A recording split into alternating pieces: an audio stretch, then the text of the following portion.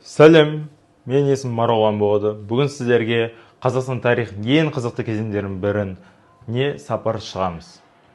Ерте темір дәуірі мен сақтар әлемі. Ерте темір дәуірі. Бізге ол екіге бөлінеді. Алдыңғы ерте ғасырды темір дәуірі және кейінгі темір ерте дәуірі. Алдыңғысы бізде 8 бен ол 3 ғасырдың арасында болған, біздің заманымыздан бұрын. Кейінгі болатын болса, ол бізде 3 ғасырдан, біздің заманымыздың 6 ғасырында болған. Ең басты айтатын кездер, ол алғашқы темір дәуірінде айтып тұрады. Алғашқы рет темірді қорытып, одан еңбек құралдарымен қару жасады. Темір әрі үткір, сондықтан көшпенділердің күші артты. Олар мықты, одан да мықты бола бастады. Олар жаңа жерлерді игеріп, мал шаруашылығын дамытты. Енді қызықты фактілер айтып шығайық. Темір дәуірі. Темір дәуірінде бізде кірпіштен пеш жасайды.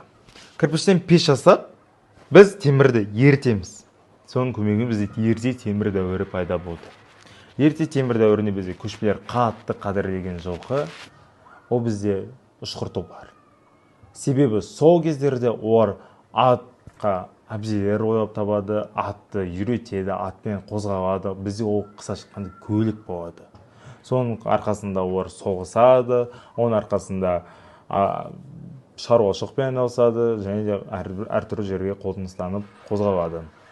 Ол кезде киіз үйдің ағаш қаңқалары бізде шаңырақ оқтында кереке болады. Шаңырақ дегеніміз ол үстіде тұрады. Мынандай кіреспен тұрады. Ерте темір дәуірінде бізде сақ сарматтар пайда болды. Сол кезде осында тайпалар болды. Көшпелі мал шаруашылығы пайда болады. Себебі біз аттарды қолданып үйрендік, аттармен жылжи бастадық. Және де бізде ат әбзелерін ойлап тапты, оны алдын ала айтқанмын. Және бізде ең киелі, ең бізде құдіретті, бізде қадірлейтін біздің мейрамымыз қазақта Наурыз мейрамы. Наурыз мейрамы пайда болады. Қазіргі күнге дейін әлі Наурызды құттықтап өтеміз. Кейінгі темір дәуірі біздің заманымыздың 3 ғасырдан біздің заманымыздың 8 ғасырдың арасында болады. Ол кездері ғұн, үйсін, қаналы тайпалар болады. Және де бізде айтатын болсақ Ақтау, солтүстікте орналасқан Ақтау бекінісі болады. Ол Есілдің бойында, оң жағалауында орналасқан. Отырықшы мал шаруашылығы, жартылай мал шаруашылығы, таза мал шаруашылығы.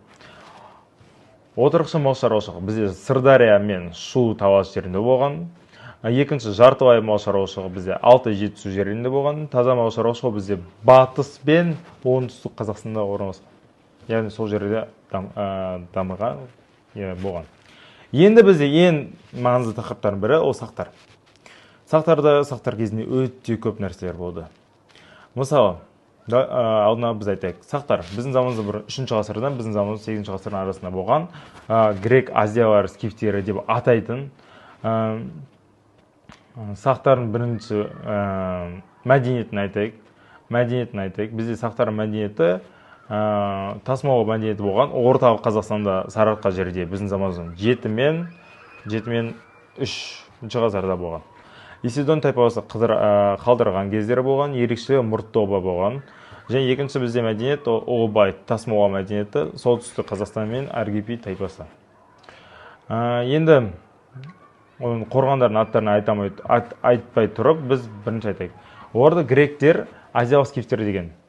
Исидондар орталық Қазақстанда тасмалы жерінде орналасқан, Аргипилер біздің солтүстік батыс Қазақстанда орналасқан, Оғылбай тасмалы және Аримапсылар шығыс Қазақстанда орналасқан, Адай болса батыс Қазақстанда. Парсавеста болса Тиграхаудалар Жетісуда орналасқан, Парадайлер бізде Арал теңізінде орналасқан, мен Жетісуына жақта, Аралына жақта. Және де Хаумалар, ол бізде Түркменстанда орналасқан. Сақтар туралы ең қызықты нәрсе айтатын болсақ, ол бізде ең қызықтысы ол соғыс. Соғыстар айтайық. Біздің заманымыздан бұрын 530 жылы Кир шабуыл жасады. Ол парсы ұлтынан келген. Кирге қарсы ең бірінші Спаргипс күреседі. Ол кезде сол Кир ұтылдым дейді. Ұтылдым деп спаргипопистер ішеді, құттықтайды. Оны құттықтап ішеді, қаңғырады, қуады, және де әртүрлі нәрселер болады. Олар біз ұттық, біз соғыс ұттық деп көңіл етіп жатқанда, түнде олар кирлер келеді, каждыйын өлтіреді. Каждын деп кешіріңіздер. Бәрін өлтіреді, бәрін қырады, бәрін өлтіреді.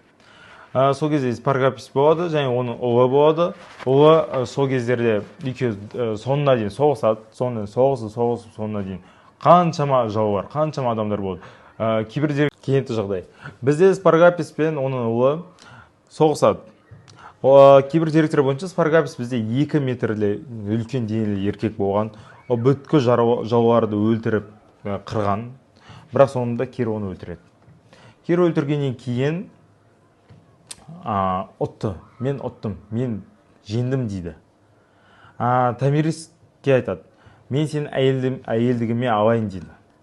Себебі мен ұттым, мен әйелім бол дейді. Бірақ Томирис жоқ, мен сені өлтірем, мен сені қырам дейді керге. Сонда не болады? Екіншісінде Томирис күреседі және кирді жеңеді. Әйелдердің күштерін көрсетеді. Ол ең бірінші тарихта оқиға. Әйелдер күшін көрсетеді. Томирис бізде әйел күшін көрсетіп, кирді қырады, кирді жояды. Басын кесіп алып, қазанға қанын төгіп тұрып өлтіреді. Ол ең бірінші қазақ тарихындағы кенетті жағдай. Және де бізде екінші шайқаста, екінші аты Тұмар, 570-530 жылы біздің заманымыздан бұрын болған. Ол шайқас туралы жазған бәрі бізде Геродот, әлем тарихы атасы Геродот және Помегрот жазған. Екінші соғыс туралы айтатын болсақ, біздің заманымыздан бұрын 519 жылы бұрын бірінші Дария шабуылға жасайды, шарықты ерлігін көрсетеді. Осы туралы жазған бізде Полиен. Үшінші шайқаста Александр Македонский шабуыл жасайды. Оның аты ескендер, кейбір жерде Зұлқарнайын дейді. Грекияда туылған 21 жасында әкесі қайтыс болды. 21 жасында әкесі қайтыс болғанмен де оған қарсы Спитамен соғыс болды, партизан соғысы. Сақтардың Македонскийге қарсыласқан күресі туралы арман жазады. Және Зарина патшайым деген бізде сақ массагеттері болған. Және де марафон шайқасы ең қызықтысы 490 жылғы бұрын болған. Сақтар парсылармен біргеді. Өмір бойы біз парсылармен соғыс болды. Кермен, бірінші Дариямен және де екінші Дарияда келеді. Солармен бәрін соғысады. Бірақ ең қызығы ол сақтар парсылармен бірігіп гректерді қарсы шығады, гректерді соғады, гректерді өлтіреді. Енді ең қызығы қорған аттары. Бізде қазіргі деректер бойынша 4 қорған бар. Біріншісілікті және екіншісі Берел, үшіншісі Есік, төртіншісі Бес Шатыр. Біріншісілікті территория шығыс Қазақстанда орналасқан, шығысына жақта. Хронологиясы біздің заманымыздан 7 мен 6 ғасырдың ортасында обалар саны 51 болған. Зерттеу бізде өткізген Төлебаев. Бізде 2003 жылы, және де бізде Черников өткізген 1960 жылы.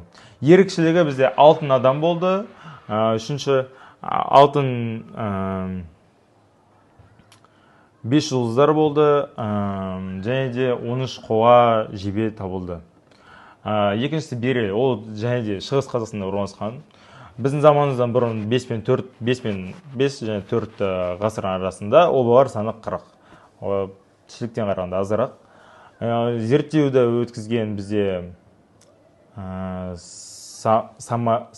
Саманиев 1998 мен 99 арасында. Ерекшелігі бізде 11 ер мен әйел адам табылды, және 13 аттың қаңқасы табылды. Есік, біздің ең танымал Есік. Алматы облысында орналасқан Жетісу жақта біздің заманымыздан 5 мен 4 ғасырдың хронологиясы обалар саны 40 болған, 40. Және де оны өткізген бізде Ақышев өткізген. Ақышев 1969-1970 арасында болған. Ол жақта ең басты ерекшелігі бізде алтын адам табылған. Бірінші, номер 1 бізде алтын адам табылған. Және соңғысы бізде Бесшатыр, Алматы облысында орналасқан, Есікпен бірге.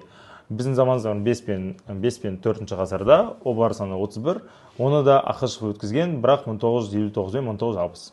Оны бірінші өткізеді, сосын бар Есікті табады. Сақ қалалары бізде Шерк-Рабат, астанасы Қызылордадан 300 километр шақырым жақта ғылым қаласы Цитадель табылды.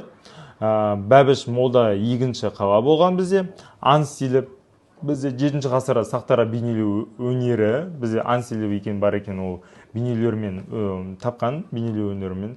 Екінші Полиграф, ол бізде ой өрнек, біздің заманымызда 5 пен 3 ғасырдың арасында болған. Сол ең қызықты болып саналады, және ол мал шаруашылығына арналған. Енді қараңдар, бізде қосымша ақпараттар тез ғана айтып өтеміз. Сарматтар, қаңлылар және ғұндар болған. Сарматтар ең қызықты білетін нәрсе, керек нәрселер. Бізде 8 мен 5 ғасырдың арасында болған. БЗБ 8, БЗ 5.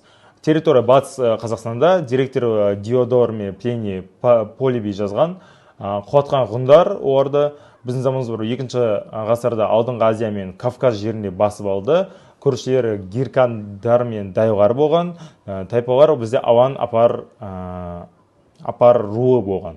Мәдениеті Бесоба Абыз әйелдері, Сынтас бізде 3 сармат жауынгерлері, Бәйте Төрен сүргі тобын бізде Манғыл Шақ, және Арал төбе. Арал төбе ол Атырау облысы, Жағалай ауданы 2 адам табылған. Сол ең қызықтысы 2 адам. Және анархист философы бізде саңақтар болған. Екінші Қаңлы сауда жасаған елдер бізде Қытай, Рим құлшандармен, жақсы дамыған олар ән, күй, билер, олар жақсы көретін билегенді. Көршілер бізде солтүстік батысында сарматтар болған, ғұндар өлтірген орда, және оңтүстік шығысында үйсіндер болған. Мәдениеті Отырар, Қаратау, Сырдария мен Қаратау жақта орналасқан, Қауыншы Ташкентте орналасқан, және Жетіасар қуандарының Жаңадария жақта орналасқан. Ірі қалалардың бірі Көкмардан, Құшақмардан деген. Металлургия қалалары бізде Шаш және Илақ қуаты. Шаш, Илақ қуаты. Шаш, Илақ және қуаты. Қаңлылардың айналысқан егіншілік түрі тәлімдік. Шыршық өзеніне оң жағалауы, сол жағалауы болған. Не тапқан? Ең қызықсы не тапқан? Оры көгілдір фаянс, сирианды келген, және Қытай тиындарын. Ол бізде Марданның қорғанынан болған. Және ең басты соғыс бізде ол Қытайға соғыс. Қытайға қарсы соғыс. Біздің заманымыздан бұрын 46 мен 36 жылдың арасында Қаңлы мен ғұндар Қытайға қарсы шыққан. Қытай сол кезде ауыр шаруашылықта болды. Олар ауыр болды жағдайлары. Неге? Өйткені біздің заманымыздан бұрын ғұндар 3 ғасыр мен біздің заманымыз 4 ғасырда болған. Сол кездерде территориясы Алтайдан бастайды, солтүстік Қытай жақта болды. Титулы бізде Шаньюн, Тәңірқұрт дейді оны. Премьер-министрі бізде, біздің тілмен айтқан премьер-министр төмен басы болған, 24 руды басқарды. Ғұндар бастапқы сезде хунны деп атады. Ғұндар, қытайлықтар олар хунны деп атаған, себебі қытайлықтар олар көп соғысқан. Соғыстарын айтатын болсақ, бізде біздің заманымыздан бұрын 3 ғасырдың соңында 209 жылы Мөде ғұн мемлекеті құрады. Бізде хунны мен дунху қарама-қарсы соғысты, сол кезде ұқтады. Мәдениет цитатасы бізде, Мөденің цитатасы бізде жер мемлекетінің негізі дейді. Жер ол бізде мемлекеттің негізі. Сол үшін жер мемлекет еді. Біздің заманымыздан бұрын 3 ғасырда ғұндар қорғану үшін ол Қытай қорғаны салынды. Және біздің заманымыздан бұрын 55 ғасырда, 55 жылдары ол біз 1 ғасырда, кешіріңіздер, память бітіп қалды.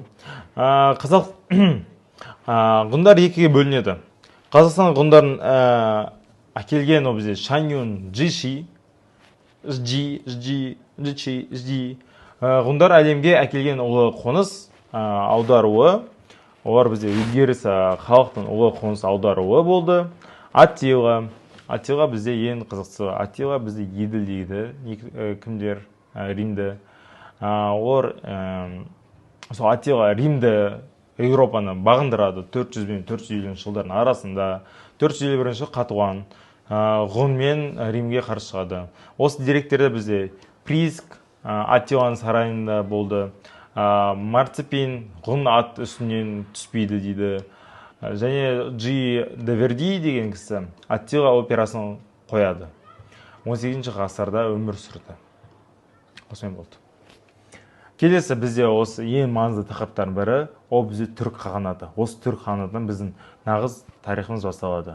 Сіздермен болған мен Шарипжан Марғұлан, Жұмаділ Арманның студенті, Қазақстан тарих пәнінен.